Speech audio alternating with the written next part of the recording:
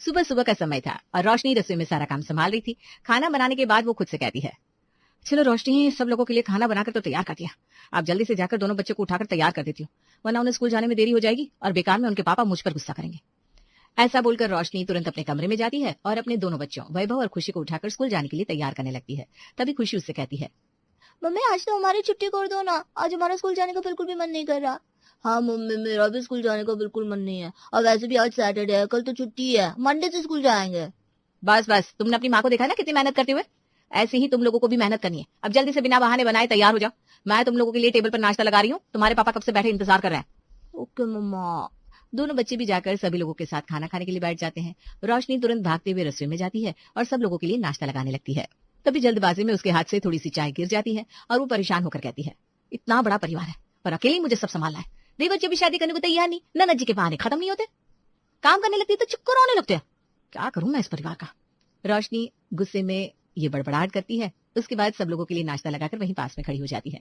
उसकी सास सुषमा जैसे ही उपमा खाती है तो कहती है, ये क्या बनाया रोशनी बहू तूने, लगता है उपमा में नमक डाला ही नहीं, कितना फीका लग रहा है। अरे कोई बात नहीं माँ, रोशनी कम से कम कोशिश तो कर रही है, आप पोहे खाकर देखो, पोहे उससे अच्छे बनाए।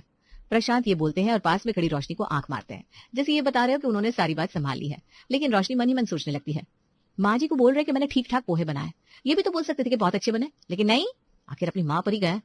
भाभी जरा पराठे पास करना। अच्छा क्या आपने आलू के पराठे बनाए? मेरा ना सुबह से आलू के पराठे खाने का मन कर रहा था।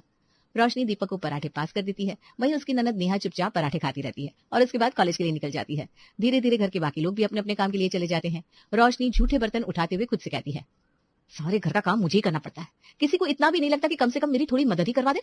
सासू माँ अच्छी भली है, कम से कम बच्चों को स्कूल के लिए तैयारी करवा सकती है या उनके कपड़े बदलवा सकती है, लेकिन नहीं, किसी को मेरी परेशानी दिखाई नहीं देती। रोशनी रोज मन ही मन ऐसी परेशान होती रहती थी और सारा काम अकेले किया करती थी। उसके पास कोई दूसरा रास्ता भी तो नहीं था। एक दिन फ्री होकर वो अपनी माँ को कॉल करती है। उसकी माँ रेखा फोन उठाती ही कहती है, यार बता रोशनी बेटा, कैसी है तू? तुझे अपनी माँ की याद नहीं आती क्या? इतना भी नहीं कि तू अपनी माँ से मिलने चली आए। कैसे आऊँ माँ, टाइम मिले तभी तो आऊँ ना, यहाँ तो घर के काम खत्म ही नहीं होते और माँ जी मुझे कहीं भेजती भी नहीं है, क्योंकि अगर मैं कहीं चली जाऊंगी तो उनकी आलसी बेटी नेहा कोई काम नहीं करेगी। अरे अपनी सास को थोड़ा समझा कि तेरी माँ अकेली है और उसे भी अपनी बेटी और नाती पोतों की याद आती है। वैसे भी बच्चों की छुट्टियां पड़ने वाली है, तब कुछ दिन के लिए यहाँ आ जाना, तुझे भी थोड़ा आराम मिल जाएगा। हाँ माँ, बच्चों की छुट्टियां तो पड़ने वाली है, एक बार माँ जी से बात करके देखती हूँ, अगर वो मान गई तो मैं कुछ दिनों के लिए आपसे मिलने आ जाऊंगी। रोशनी ये बोलकर कॉल कट कर देती है। वो बहुत ज्यादा खुश थी कि छुट्टियों में कुछ दिन अपनी माँ के घर आराम से बिताएगी। लेकिन अगले दिन जब वो अपनी सास से इस बारे में बात करने जा रही थी, तभी वो देखती है सुषमा और नेहा मिलकर बैग पैक कर रही है। ये सब क्या हो रहा है? आप लोग बैग क्यों पैक कर रहे हो, कहीं जा रहे हो क्या? मैं नहीं, नेहा जा रही है, ऐसे कॉलेज की तरफ से 2 महीने की इंटर्नशिप मिली है, इसलिए ये 2 महीने के लिए बेंगलुरु रहेगी, बस उसी का सामान पैक कर रही थी। भाभी अब तो आपको ही पूरा घर अच्छे से संभालना होगा, क्योंकि मैं तो कुछ दिनों के लिए बेंगलुरु जा रही हूँ ना। नेहा की बात सुनकर रोशनी मन ही मन सोचने लगी, बोल तो ऐसे रही जैसे अभी तक पूरा घर यही संभाल रही थी, यहाँ तो एक चम्मच भी खुद से उठाकर नहीं रखती। नेहा अपना सामान पैक कर लेती है और अगले दिन बेंगलुरु के लिए निकल जाती है। कुछ दिन गुजरते हैं और बच्चों की छुट्टियां पड़ जाती है। रोशनी अपनी सास सुषमा के पास जाती है और धीरे से कहती है, माँ जी वो माँ का कॉल आया था, बोल रही थी कि उन्हें हमारी बहुत याद आ रही है और बच्चों से भी मिलने का मन कर रहा है। बच्चों की भी छुट्टियां पड़ गई है ना, तो मैं सोच रही हूँ कुछ दिनों के लिए मायके घुमाऊं। अरे कैसी बात कर रही है बहू, तू मायके चली जाएगी तो घर कौन संभालेगा? अब तो नेहा भी 2 महीने के लिए बाहर गई हुई है। माँ जी आप है ना, कुछ दिनों के लिए घर संभाल लीजिए, थोड़े दिन बाद तो मैं वापस आ ही जाऊंगी। अरे नहीं बहू, ऐसा कैसे हो सकता है? अब मैं बूढ़ी हो गई हूँ, इतने बड़े घर की जिम्मेदारी अकेले कैसे संभालूंगी? और वैसे भी तेरे पापा जी की शुगर बढ़ती रहती है, अकेले क्या क्या संभालू मैं। ये सुनकर रोशनी चुप हो जाती है, क्योंकि उसके पास कोई जवाब ही नहीं था। 2 दिन बाद जब सब लोग खाने के टेबल पर बैठे होते हैं, तब वो एक बार फिर कोशिश करती है, पापा जी माँ की तबीयत भी ठीक नहीं रहती, अकेली रहती है ना, इसलिए उनका मन भी नहीं लगता। हाँ बहू मैं समझ सकता हूँ, लेकिन तू चली जाएगी तो यहाँ दिक्कत हो जाएगी, तेरी सासू माँ अकेले कैसे संभालेगी सब कुछ? वही तो मैं कब से इसे समझा रही हूँ, लेकिन ये मानने को तैयार ही नहीं है। तभी प्रशांत बोल पड़ता है, अगर रोशनी अपनी मम्मी के घर नहीं जा सकती तो मम्मी जी कुछ दिनों के लिए हमारे यहाँ तो आ ही सकती है, इसी बहाने रोशनी को भी अपनी माँ का साथ मिल जाएगा। सोचा था मायके जाकर कुछ दिन आराम करूंगी, लेकिन इन्होंने तो माँ को यहाँ बुलाने का प्लान बना दिया। सुषमा खुश होकर कहती है, वाह बेटा, ये हुई ना समझदारी वाली बात। हाँ बहू, तो अपनी माँ को यहीं बुला ले। मजबूरी में रोशनी अपनी माँ रेखा को बुला लेती है। रेखा आती ही देखती है रोशनी सुबह से रात तक बिना रुके काम कर रही थी। अगली सुबह जब रोशनी सबको नाश्ता परोस रही होती है, तब रेखा सोचती है, मेरी बच्ची कितनी मेहनत कर रही है, मुझे इसकी मदद करनी चाहिए। रेखा तुरंत उठकर रोशनी के साथ नाश्ता लगाने लगती है। रोशनी को भी बहुत अच्छा लगता है। उसी दिन दोपहर में जब रोशनी थोड़ी देर आराम करने चली जाती है और शाम को रसोई में आती है, तो देखती है कि रेखा ने अकेले ही पूरा खाना बना दिया था।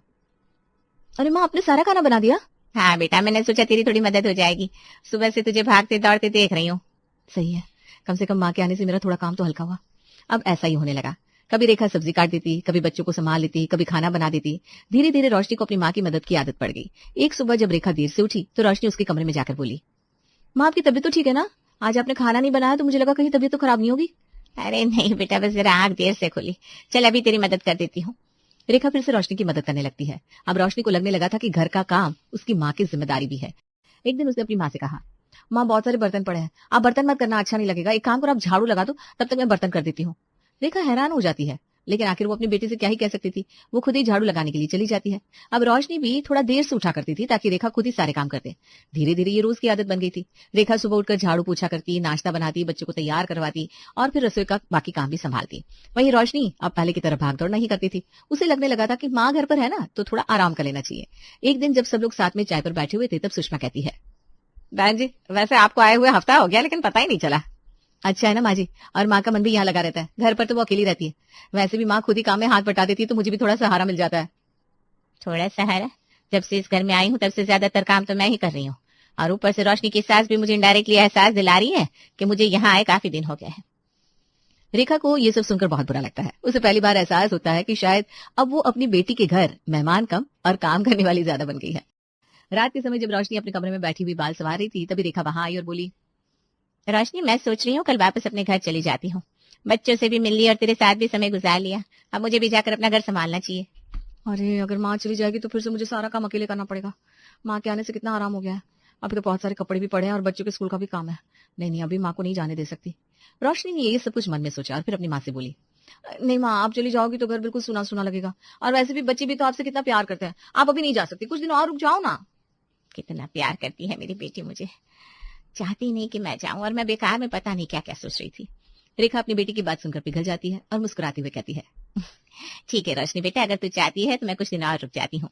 रेखा ये बोलकर जाने लगती है, तभी रोशनी उसे पीछे से आवाज देती है, अरे माँ अभी कहाँ सोने जा रही हो? अभी तो खाना खाया है, थोड़ा टहलना चाहिए। एक काम करो ना, फ्रिज में दूध रखा है, उसे गर्म करके सबको थोड़ा थोड़ा दे दो ना। रात को सब लोगों को दूध पीकर सोने की आदत है ना। ठीक है बेटा, दे देती हूँ। सबसे आखिर में तेरे लिए भी दूध लेकर आ जाऊंगी। और माँ मैं सोच रही हूँ कि कल छोले की सब्जी बनाते हैं। आपके हाथ के छोले तो पूरे मोहल्ले में फेमस है, साथ में आपकी अजवाइन वाली पूरिया भी बनाएंगे। रोशनी की बात सुनकर रेखा कमरे से बाहर चली जाती है, लेकिन अब उसके मन में बार बार यही ख्याल आ रहा था कि वो अपनी बेटी और उसके परिवार के साथ समय बिताने आई थी या फिर घर का सारा काम संभालने। जैसे ही वो बिस्तर पर जाकर लेटती है तब तक आधी रात हो चुकी थी। पूरे दिन काम करते करते उसका शरीर टूट चुका था और थक कर वो खुद से कहती है, हाय राम, मेरे तो घुटने दर्द करने लगे हैं, बहुत थक गई हूँ। इतना काम तो मैं अपने खुद के घर में भी नहीं करती थी। वहां तो एक समय का खाना बनाती और वही 2-3 समय खा लेती, लेकिन यहाँ तो सुबह से रात तक काम ही काम है। रेखा अब इन सब चीजों से बहुत ज्यादा दुखी हो गई थी। उसे लगने लगा था कि अगर वो अब भी यहाँ रुकी रही तो शायद उसकी बेटी को कभी एहसास ही नहीं होगा कि वो अपनी माँ से कितना ज्यादा काम करवा रही है। अगर मैं आज नहीं गई तो शायद रोशनी को कभी एहसास ही नहीं होगा कि उसने अपनी माँ को कितना थका दिया है। रात को ही रेखा अपना सामान धीरे धीरे बांध लेती है ताकि किसी की नींद खराब ना हो। सुबह सुबह रोशनी के उठने से पहले वो वापस अपने घर चली जाती है। जाते समय वो बच्चे को सिर पर प्यार से हाथ फेरती है और चुपचाप घर से निकल जाती है। रोशनी जब सुबह रसोई में जाती है तो उसे अपनी माँ नहीं मिलती। वो खुद से कहती है, कहाँ चली गई माँ? उन्हें मैंने बोला था कि आज छोले की सब्जी बनानी है, उन्होंने तो छोले भी नहीं भिगोए। मुझे तो लगा था अब तक छोले और पूरियां बनाकर तैयार भी करती होंगी। रोशनी जाकर सासू माँ से पूछती है, जब से तेरी माँ घर आई है तू 10 बजे से पहले उठती नहीं, क्योंकि वो सारा नाश्ता बनाकर रख देती थी, इसलिए तुझे कहाँ से पता चलेगा कि तेरी माँ सुबह 8 बजे ही अपने घर चली गई। ये सुनकर रोशनी को जैसे बहुत बड़ा झटका लगता है। उसे कभी सोचा नहीं था कि उसकी माँ बिना उससे मिले यूं अचानक वापस चली जाएंगी। ऐसा कैसे हो सकता है? ना माँ ने मुझे बताया ना मुझसे मिली। ये बात तू जाने और तेरी माँ जाने। वैसे भी वो यहाँ 10-15 दिन तो रुक चुकी थी, और कितने दिन रोकना चाहती थी तूने। चल अब ये सब छोड़ और जल्दी से सब लोगों के लिए नाश्ता बना, आज तो संडे है इसलिए सब घर पर है, वरना अब तक तो घर में हंगामा हो जाता। रोशनी अब भाग दौड़ करते हुए खुद ही सारा नाश्ता बनाने लगती है। तभी उसे एहसास होता है कि उसकी माँ पिछले इतने दिनों से अकेले कितना काम संभाल रही थी। वो अपनी माँ को फोन करती है लेकिन रेखा कॉल रिसीव नहीं करती। वो फोन क्यों नहीं उठा रही? इससे पहले तो उन्होंने कभी ऐसा नहीं किया। जरूर माँ मुझसे नाराज है। रोशनी बार बार अपनी माँ को कॉल करती है लेकिन उसकी माँ उसका फोन नहीं उठाती, और ये देख अब रोशनी को चिंता सताने लगती है। उसने ये बात प्रशांत को भी बताई और प्रशांत भी उसके साथ मायके जाने के लिए तैयार हो गया। जैसे ही दोनों मायके पहुंचे तो उन्होंने देखा रेखा आराम से बैठकर टीवी देखते हुए चाय पी रही थी। माँ, आप यहाँ आराम से बैठकर चाय पी रही हो और वहां मेरी हालत खराब हो रही थी। मुझे लगा था आपकी तबीयत खराब हो गई या फिर कोई और बात हुई। रेखा अब अपने घर में थी। वो पहले से ज्यादा सहज महसूस कर रही थी और उन्होंने तय कर लिया था कि अब अपनी बात साफ साफ कहेंगी। तो तू क्या चाहती थी? मैं कुछ दिन अपनी बेटी के घर प्यार और अपनापन लेने गई थी, नौकरानी बनकर रहने नहीं। माँ, ये कैसे बात कर रही हो? मैं क्यों चाहूंगी मेरी माँ नौकरानी बनकर रहे? मैं तो आपको प्यार से रख रही थी। रहने दे रोशनी, तूने अपने घर की सारी जिम्मेदारियां मेरे ऊपर डाल दी थी। तूने मुझे फोन पर बताया था कि तेरे ससुराल वाले तुझसे बहुत काम करवाते हैं। मुझे लगा था मैं आऊंगी तो तुझे थोड़ा आराम मिलेगा, लेकिन तूने क्या किया? तो खुद बेफिक्र हो गई और पूरा घर मेरे भरोसे छोड़ दिया। माँ की बात सुनकर रोशनी की नजरें शर्म से नीचे झुक जाती है। उसे अब एहसास हो रहा था कि उसकी माँ भी आखिर इंसान है, उनकी भी उम्र और सेहत है। वो सिर्फ मदद करने आई थी, पूरा घर संभाले नहीं। माँ, मुझे माफ कर दो, मुझसे बहुत बड़ी गलती हो गई। मैंने कभी इस तरह सोचा ही नहीं कि मैं आपको कितना ज्यादा परेशान कर रही हूँ। अगर मैं थोड़ी मदद लेती तो ठीक था, लेकिन मैं तो बिल्कुल बेफिक्र हो गई थी। मैंने आपकी सेहत के बारे में भी नहीं सोचा। कोई बात नहीं, आखिर मैं माँ हूँ, ज्यादा समय तक तुझसे नाराज नहीं रह सकती। लेकिन अब मैं तेरे घर इतने दिनों के लिए रुकने नहीं आऊंगी। अगर कोई त्योहार या खास मौका होगा तो जरूर आ जाऊंगी। माँ प्लीज ऐसा मत बोलो। देख बेटा, माँ का बेटी के ससुराल में ज्यादा दिन रुकना भी अच्छा नहीं लगता। जब भी तुझे मेरे पास रहना हो तो खुद मायके आ जाया कर।